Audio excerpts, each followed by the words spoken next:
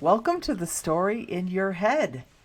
Hey, Ron, today let's talk about switching roles. Switching roles. Now, are we going to talk about if you're switching roles to where you're moving from one company to another company? Or is it you got promoted into a new job? And now, no longer are you one of the team, you're now the manager of the team. Oh, let's start with getting promoted within the same company. Let's Cool. start there. So, some of the breakdowns that show up, because I've done this a few times, and some of the breakdowns are there's a way that our peers relate to us as a Mm, peer. mm-hmm. Right? There's a whole we're buddies, we're friends, we hang out, right? And we trust each other to be peers. And then there's this moment when you take a promotion with inside that group where you're now their boss, right? It's a different world for them, and it's a different world for you, right? And there can be a story that you can make up pretty easily. Well, I have to be the boss now. Like I have to act like the boss, right? And that will show up as weird and disingenuous to the people who you used to work with. So the question is, what actions do you get into? How do you go about that, becoming the boss of your friends? Tell me a little bit more about the disingenuous. Well, yeah, so we used to work together. We'd share ideas. I take this part, you take that part. We kind of cover for each other, right? There's a way where you go, I need to go to the dentist, or I need to go take care of my kids, or I need to go do something. And they cover for you, right? And you cover for them. There's camaraderie to that, right? But nobody's telling the other one what to do. Mm-hmm. Nobody's managing the other one. Nobody's really leading the other one. And then all of a sudden you're the boss. And when you're the boss, you're now having a conversation with them about what they're going to do. And you're not a part of the what's going to get done. You're the manager. Mm. And so imagine you're sitting there and you and I have been working together for 3, 4 years, and all of a sudden now you're the boss. And somebody else takes your job. And now I got this new person coming in. And the person I used to trust now is my boss. He's going to determine whether I get a raise or not. He's going to determine whether I get promoted, whether I get a bonus, what assignments I'm going to be on, right?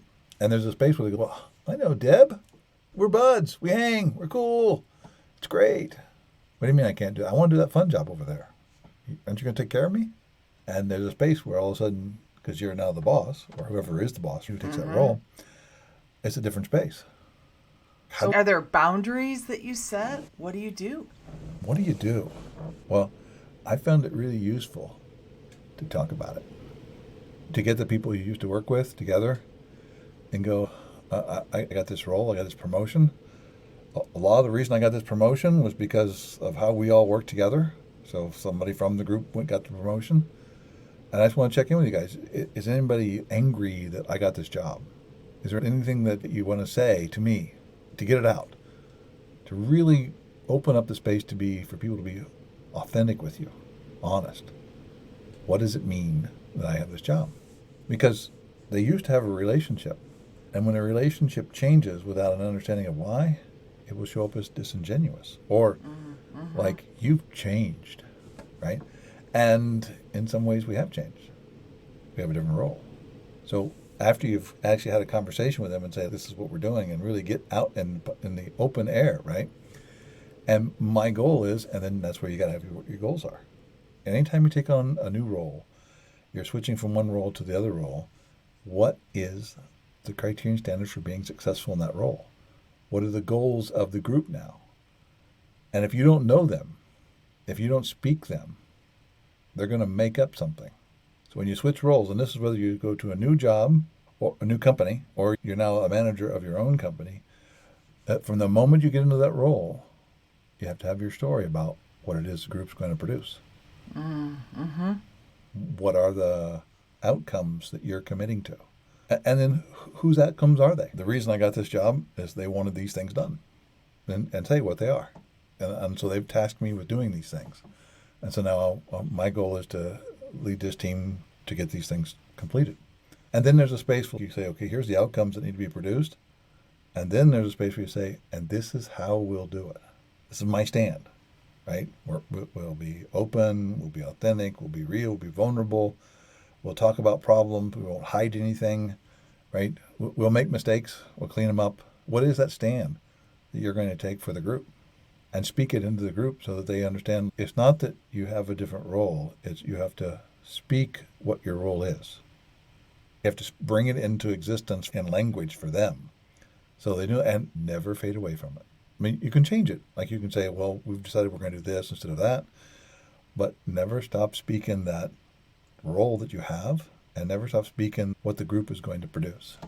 And you only have to tell it to the group until you hear it come back from somebody else. Like tens of thousands of times. Yeah. Well, you trigger me to go, yeah, probably. But there's no number. It's just until it comes back from other people, right? So that what that means is the gossip is working. Somebody has heard the story. They've told somebody else. They've told somebody else. And now it comes back to you. And now you know the story is spread throughout the entire organization.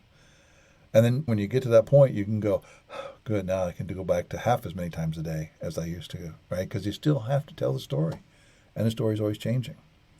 And the sooner you get to what your story is for the group and what the end looks like and where they all get to contribute, the sooner they're going to go, this was a good thing that this person got the job. We didn't have this before. I didn't know what I was supposed to do. I didn't know how it fit in. I didn't know how I contributed to the overall company.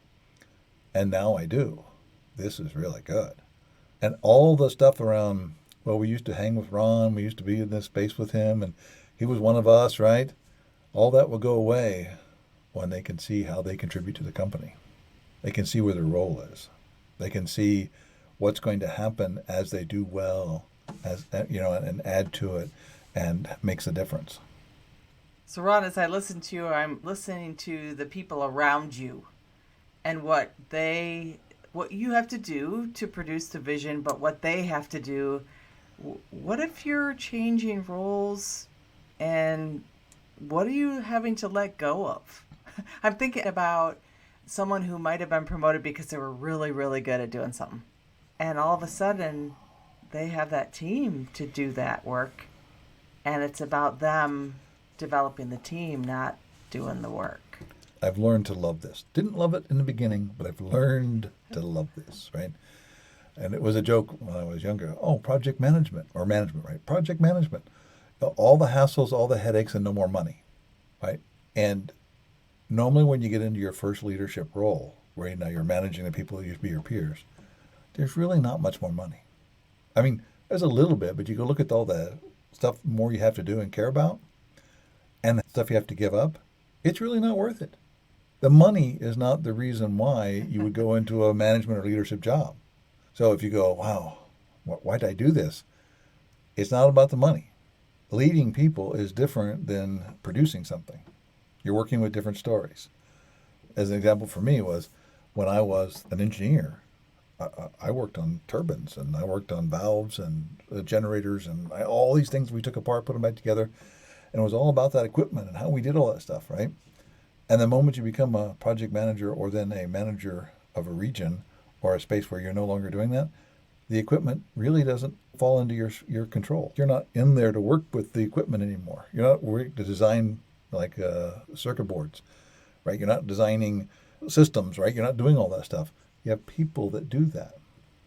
And management and getting promoted into an upper job, which is you're switching roles from an individual performer to a manager, it's about leading and enabling people to do things that are amazing. But it also means you give up that passion of working with the equipment or designing a board or a piece of equipment or producing something in that space. It's working with people. And there are people, I've met them, I can think of 3 of them right now, that they went into the next level up to, because one of them used to say, because I get this Rolex now, right? He bought it, showed his Rolex. I get this Rolex now. I got to, and 10 years later they go, I just want to go back I want to go back in the field. I want to go back and do what I love to do. I don't like this whole politics thing, and I don't like this whole working with people's thing. And working with people, you can always, I can always tell, when people don't like leading people, they call it politics, right? It's kind of like a slang term. Oh, there's too many politics around here. Versus the ones who go, I just love doing things that other people say can't be done. Then that's somebody who loves leading people and being in this space. And how great a team will perform has a lot to do with its leader, and the team is the one who does the performance. Mm-hmm. With a great leader, you will never know like the leader's accomplishments, because the accomplishments are everybody else produced all this stuff and you get all these awards and great products and great everything else for the people who did the work. So yeah, if anybody is listening to the podcast and going, yeah, I want to get in management so I can make more money, don't do that. Or that you want to keep doing the work that you're doing, just do it with other people underneath you or something. Yeah, wrong reason. Yeah. And the real danger is when you have a story that you could do the people who work for you's job better than they could do it. Mm-hmm. There's an old story from Cosby long ago where Rudy goes, well, I'm just going to quit school. And he goes, what are you going to do? I'm going to teach second grade, because she had finished first grade. So just because you can do it doesn't mean you can teach and lead somebody else to do it. And it's a different skill. And it can be very rewarding if you like doing it. But if you like designing and creating or doing maintenance and all that other stuff, not so much. Yeah, I have seen examples of that, of people being promoted into a job where they still wanted to do the fundamental job that they were doing, still wanted to do the design work. And how it looked is that they were too busy to lead. They had the deadlines of the design work that was due, right? They were still working to the deadlines of the people that worked for them. Yeah. I thank you, Deb. I've also seen where they reach a point where everything that goes out has to come through them, right? It has to come through me so I can check it to make sure you did it right. And then if you didn't do it right, I'm going to fix it or give it back to you until you get it right. And then I'll let it out, because they still want to be doing the job. They want to have their identity on the accomplishment, which is different than being a leader of people, which means the people that are there out in the field or in the office or in wherever you're working, they're the ones that are doing the accomplishing. You're creating a story, a system that enables them to do that. That's a little different when you go to another company, because you don't have a lot of the preconceived notions about you. All those stories that all exist. Those stories, right? Yeah. All those stories, they don't exist. Mm-hmm. And it's a space for you to show up in that role. They won't look at you and go, well, you used to be this and now you're that. No, they just look at you and go, oh, so you're going to be the leader, right? At that point, it is essential. It's essential for you to really understand what the vision is of where the group is going. You have to create it. You have to listen to your customers, which normally your manager's above you, or if you're the top guy, what do you create it to be? And you have to be ready to tell that story over and over and over and over and over. And you don't have to worry about them making up a story about, well, you used to be this or you used to be that. What you really have to focus on is, what does the story look like as you're setting up these conversations with people, mm-hmm. right? And speaking your stand, personal stand, and speaking part of the stand like for the organization, like what the organization will be, won't be, and might be, that brings to them a place where they begin to see you as a visionary. And that's what, as you're a leader of that group, you want to be the visionary of the group. This is where we're going to go. Now, even if you have a boss above you who says you want to accomplish these things, it comes out not as, well, Frank wants this, right? It's got to be like, this is who we are. So you're taking all the concerns and turning it into your story for your group. And then you constitute that over and over and over again to where you, again, same fundamental, until you hear it come back. It goes through the gossip chain and comes back around. Now you know you've actually said it, but you're beginning to say it enough, right? So now they hold that story. Yeah, how I listen, it becomes your identity. It becomes the identity of the group. Mm-hmm. Once they've heard it enough times, it's like, that's who we are. One of the concerns that those of you who are taking on a new role like this, one of the concerns you're going to bump into is people are afraid to take a risk. So as you go into this new role in that space, when people do take a risk, celebrate it. And I don't mean like if they take a risk and it goes well, celebrate it. I mean, if they take a risk, celebrate it. Celebrate the moment you take the risk. Talk about what the 2 outcomes or 3 outcomes could be, right? And then when you get done, you go, what'd you learn, right? Because you're really looking to create an environment where everybody can contribute. Everybody can run experiments. And if everybody is, for a term I use is turtled, right? If they're all their heads and arm and everything are curled back into the little shell waiting for whatever to pass by, the group will fail because the world will pass them by. But if everybody's got, their arms out and they're crawling and they're trying new experiments, they're taking on risks, they're doing stuff, and they're really contributing to it and inventing stuff, that's what you want. So when you see the moment, when you switch that role and you go into place, when somebody does something, how you react to that will set the stage for how everybody sees what you and what the group is going to do. Now, it's true if somebody gets injured, how are you going to react? And remember, when you're new in a role, everybody's really watching. What is he doing? What is she doing? How is that going to work out? And they may never say anything, right? They may just be sitting there watching. Oh, I didn't see that one coming. Like nobody got mad. Nobody yelled. That'll change the shape for people.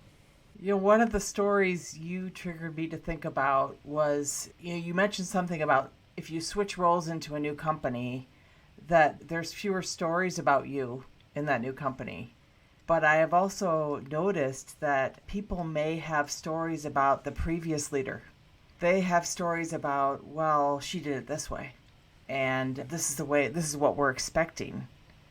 And you may go in, have a different approach, have a different vision. And how do you overcome, or how do you work with some of those stories that they have, not about you, but about the previous way we're going to do things? Step one for me, did that work? And I don't mean like, well, did that work? No, right? No, none of that. It's like, did it work? What was the benefit of that? How did it work? If somebody was doing something before a certain way and it worked out really well and produced great results, why would we stop? We would just keep doing that, right? But it's not about what they did before. It's not about what I say we're going to do. It's what works. And the leader has a stand of saying, we'll do whatever works. Right? If that didn't work, if what they did before worked before but doesn't work now, we'll change. And always be looking for what works in that space. Watch out for, we don't do it that way. Right? Or we do it this way. We do it this way, right? No, there's two ways. There's the my way and then the highway, right? And you can jump on that highway anytime you want. I've heard those all before. But it's really about what works. And that moves them away from being the last person thing or you thing. It moves it into what works thing. And it goes, and if it works now but it doesn't work in 6 months, what experiments are we going to run? What new things are we going to create in a space to be ready for that? Because what we're looking to do is produce a group that can lead itself. So everybody gets to contribute. Everybody gets to be a follower. Everybody gets to be a leader. Everybody gets to contribute. And then we get the best creativity, the most loyalty, and that's what makes the group work. Yeah, the word that keeps coming to my mind when you're talking about this is humility. And I don't know if that's something we usually think about. I want to say the model leader that we might think about. I don't know if humility is one of the ways that we would describe them. But you're helping me notice, first of all, the profound humility of it's your team's accomplishment now. It is. And people go, oh, you're just saying that. No, it really is the team's accomplishment. If it's not the team's accomplishment and it's mine, we're limited by whatever I can come up with. Mm-hmm. And that's not my stand.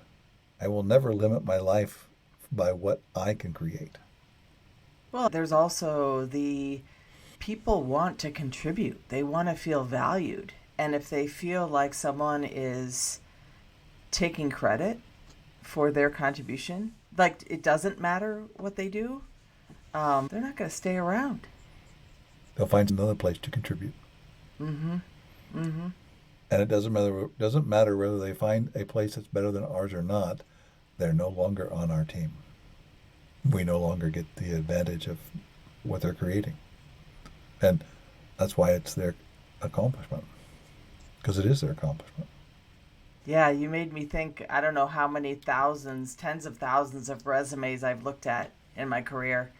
And, there's all kinds of things you could read out there. Well, look for certain words. Like, you don't want to see the words I led this, or I meant, like, it doesn't tell you what they did specifically to produce that accomplishment. And how I'm noticing it differently is if you're a great leader, your team produces that accomplishment. You produced a vision for your team to produce that accomplishment, but that may not fill your resume, right? With the way that people are typically looking at resumes, and again, there's a humility in that. Deb, is it common sense for people to look for that? Right? People look for a resume and go, well, look, I want to see a list of accomplishments. Right? And I'm looking for somebody who goes, I lead people, and they accomplish amazing things. Any questions? Right? And because, well, the rest of it is all the details of all the stuff, right? But I didn't accomplish those things. They did.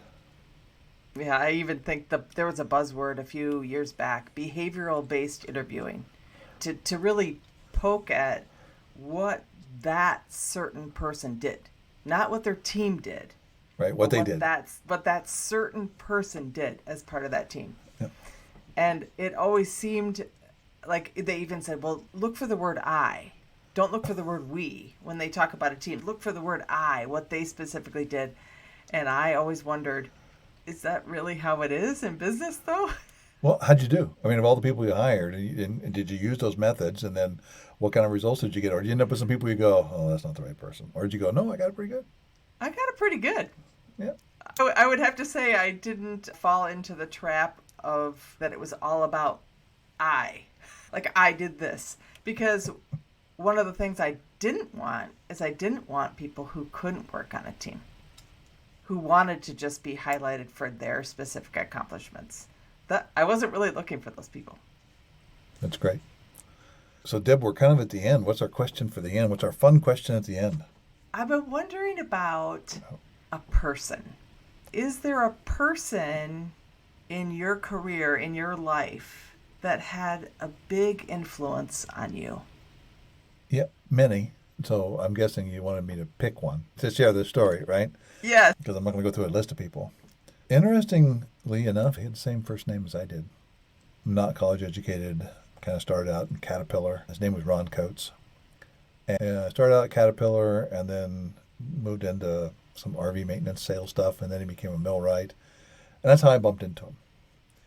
And he had a saying, and he taught it because not only did I work around Ron, I worked around a whole bunch of people who worked for Ron. So he had basically developed a lot of foremen, general foremen, actually craft labor supervisors like he was. And he had a story that, to quote his words, you can tell whether somebody's worth a F or not by watching them walk, right? Amazing, right? I'm going like, that seems like magic, dude. I don't think you were gifted with that one. And what I learned from him was people have a way of being, and you can see it in their walk. When you notice it, when you set out to look at it, you can notice their walk and their way of being. And I brought him up to a job around Chicago, Zion Station, and it was not going the best, right? So I brought him up. I actually brought him out of retirement. His wife, Cheryl, was, hey, you don't know how much you mean to him for him to come to Chicago in winter. He lived in Florida. And he walked around the deck one time. Just went out, walked around the deck. It's probably 100 yards. It took him about 3 hours to do it. And he came back in and he called the hall and said, I'm making this person your steward, and this is your GF, and he's going home now. And this is who I'm going to make as a foreman. And they accepted it. And it was amazing. But what I learned from the whole process, because besides people thinking it's magic, right, was there's a way of being, and that's what he was looking for. How do they treat people? How do they connect with people? What kind of respect do they have? Where all of that space. And what I noticed was the people who respected people were drawn to him and followed him and talked to him. And the people who didn't, he let them go. And he's not in our world. He's gone now. And I learned so much from watching him and the way he treated people with dignity and respect. And in the trades space, he stood out. And he's a short guy. I mean, gosh, I don't think he was 5'3", 5'4", but he was huge. I mean, and nobody passed up without knowing who he was or respecting him. Never saw him yell.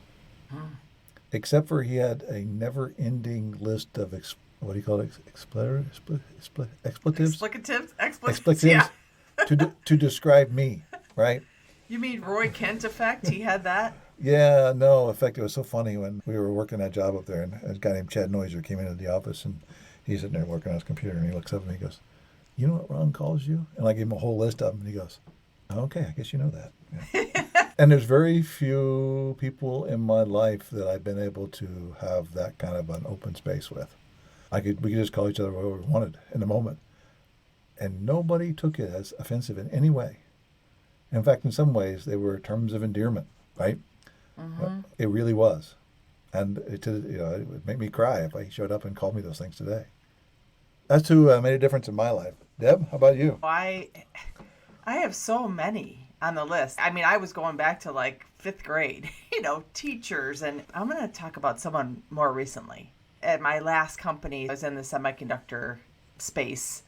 And we had a gentleman by the name of Carl Frank join our company. Now, Carl was a commander in the Coast Guard, okay? So the big joke was we were chip builders with a C, and he was a ship builder. And so he came in as the COO of the company. And the self that he is, caring, committed, he changed the culture. He was the glue for people there, the human side of the glue. We did great work, like absolutely awesome products that we made, but he was the glue that made us all like to work there. And so I think about that, about him, especially coming into something. We were talking about leaders changing roles, right? Like, talk about changing a role from the Coast Guard to running a semiconductor company. But when you're a good leader and you care about people, you can make that transition because it's fundamental. It'll be interesting to get his assessment of how different it was from working with people who drove boats to people who created chips, because the fundamental is people. Yeah. Awesome. Well, thank you, Ron. Great conversation today. Great conversation, Deb. Thank you very much. And take care, everybody. Thanks, everyone.